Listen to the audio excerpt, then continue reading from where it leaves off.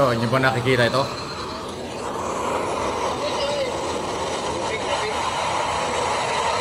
Ayan o. Yung water cannon.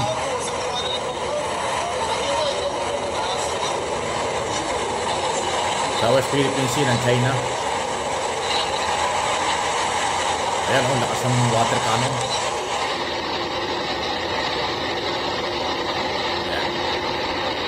Yan po yung nangyari at mangyayari pa ulit yan. Kaya ko ito pinapakita. Pati nga ito, yung nilagyan nila ng floating na sinasabing kanila na yung lugar. Ayan mayroong nakaguhit na parang floating, ano ba tawag dyan? Nilagyan ho ng boya. Naka-floating dun sa dagat. Pinapalabas ng China, kanila yon. Kaya ko pinapakita, alam po ninyo, sinabi po ni Commodore J. Tariela, tagapagsalita ng Philippine Coast Guard, na yung palang lakas, yung impact ng water cannon, pwedeng ikamatay. Pwedeng madisgrasya talaga. Buhay ang nakataya ng ating mga resupply na mga taga-Navy at saka Coast Guard at yung mga sibilyan sakay dyan sa resupply dyan sa West Philippine Sea. Yan po yung nakakatakot at talagang dapat ay ating pagkaisahan na mga Pilipino, manindigan tayo at suportahan natin ang ating gobyerno na ipanawagan at kondinahin itong ginagawa ng China dahil buhay na pala ang nakataya. Kasi sinasabi ngayon ng Coast Guard, mas doble ang naging lakas o impact ng tubig. Ganong kalakas dati kasi daw, hindi ganong kalakas ang binubugang tubig ng mga barko ng China, Chinese Coast Guard, doon sa ating mga barko. Ngayon ay nadoble na yung lakas, kaya delikado raw, pwedeng makamatay yun. Totoo yun, dahil sa lakas doon, isipin mo, nasira yung mga salamin, communication, at bubong ng ating barko. Kung tumama sa tao yun. Kaya pala parang ingay-ingay nila doon habang binubumba, nagtatakbuhan sila para makaiwas doon sa malakas na impact. Dalawang barko yung nagbubuhos ng tubig, bubumba ng tubig doon sa ating barko. Ayan, kaya ko ito tinatalakay. Kasi kung yung magugunita, inamin ni Pangulong Marcos doon sa POCAP conference, samahan ng mga media international, na kapag may namatay na nagre-resupply at sundalo ang naging biktima ang Pilipino sundalo, ay doon daw po magsisimula yung implementation ng Mutual Defense Treaty. Ibig sabihin, hindi na makakatiis at hindi na mapipigilan ang US. Yan din ang sinabi ng Pentagon. Okay? Diyan sa White House, diyan sa Washington DC, na yan din ang basihan. Yan din ang sinabi ng Admiral ng Indo-Pacific Command sa Hawaii nung ito'y humarap sa US Congress sa public hearing at inalam ng US Congress kung ano ang estado ng relasyon ng Amerika sa Pilipinas at ano ang nangyari sa West Philippine Sea, China, Taiwan, China at Philippines, China. Yun din ang sinabi. Pentagon at saka Indo-Pacific ang pinagbabasihan nila. Pag may namatay na sundalong Pilipino, doon gagalaw ang Amerika. Iyan din ang sinabi ng ating Pangulo. So, di ba nakakatakot yan? Dahil ayaw natin makipag-away. Pero patindi ng patindi itong kawalan ng respeto ng Chinese government, ng Chinese Coast Guard sa ating resupply na tayo nagdadala lang dyan ng pagkain at gamot at saka crudo para ho sa mga mangingisdang Pilipino. Kaya panahon na talagang ipakita natin, palakasin pa ang ating paninindigan dito. At tawagan natin ang pansin, konsensyahan natin kung kinakailangan ang mga Pilipino pro-China na nakakabingi ang kailang katahimikan dito sa isyong ito.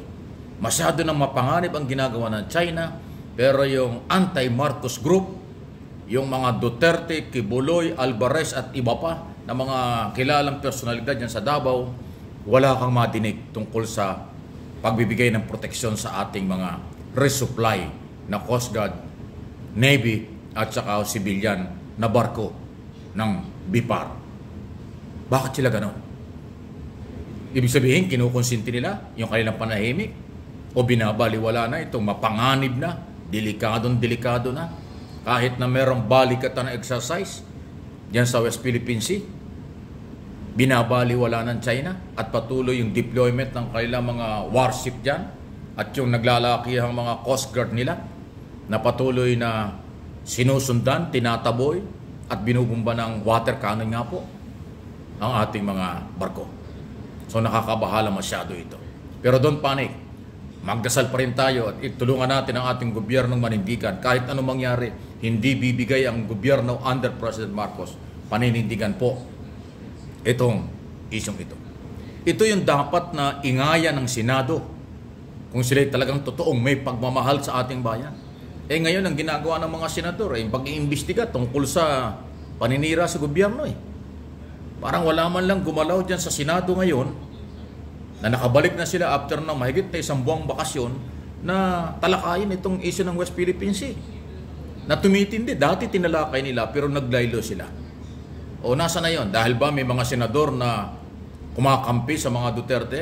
Na alam naman natin ng mga Duterte, no comment, no action, no reaction sa anuman pong nangyayari sa ginagawa ng China. Mabuti pa yung Kongreso, mag-iimbestiga na sila. Gumalaw na ang Kongreso, mag-iimbestiga na sila doon sa di umano gentleman agreement. Pero mga senador talaga, lalo na yung mga mayroong pinagkakautangan ng loob at kaibigan sa mga dating administrasyon, wala kang madinig sa kanila. Diba? Si Senador Tolentino dati, nag-iingay dyan, pero natahimik din.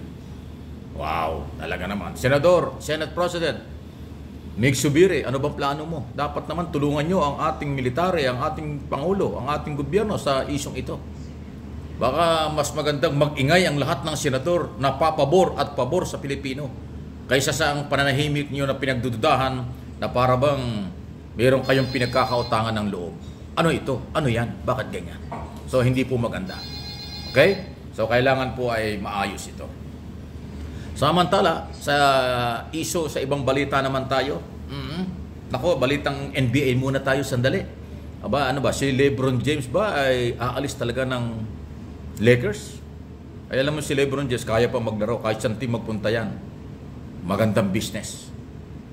Sisikat, makikilala, kikita ang team na pupuntahan yan. Pagka ako, ang tingin ko dyan sa aking personal analysis at opinion dyan, pag nanatili yung coach ng Lakers, ay malamang umalis talaga si LeBron. Kasi hindi talaga gusto ni LeBron yung kanilang coach, si Darvin Ham. Nakita namin ito ng mga nakaraan, ang dami nilang malalaking player, magagaling na mga player. Abay, hindi ginamit.